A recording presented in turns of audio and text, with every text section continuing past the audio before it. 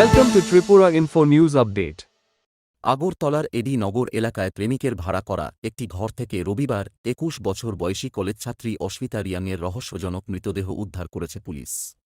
তিনি দামছড়ার খেদাছড়া গ্রামের বাসিন্দা এবং আগরতলা ওমেন্স কলেজের দ্বিতীয় বর্ষের ছাত্রী ছিলেন। পুলিশ সূত্রে জানা গেছে, টিভি টাওয়ার সংলগ্ন ওই ঘরটি এমবিবি কলেজের ছাত্র জেমি হালামের নামে ভাড়া নেওয়া ছিল। ঘটনার পর তাঁকে আটক করে জিজ্ঞাসাবাদ শুরু করেছে পুলিশ। প্রাথমিক তদন্তের মৃত্যুর কারণ সম্পর্কে নিশ্চিত হওয়া যায়নি। বাড়ির মালিক জানিয়েছেন, জেমি প্রায় ২ বছর ধরে ওই ঘরে বসবাস করছিলেন এবং গত কয়েক মাস ধরে অস্মিতা সেখানে নিয়মিত যাতায়াত করতেন। এদিকে মৃতদেহটি ময়নাতদন্তের জন্য পাঠানো হয়েছে। ময়নাতদন্তের প্রতিবেদন হাতে পাওয়ার পর মৃত্যুর প্রকৃত কারণ সম্পর্কে স্পষ্ট ধারণা পাওয়া যাবে বলে জানিয়েছে তদন্তকারী পুলিশ।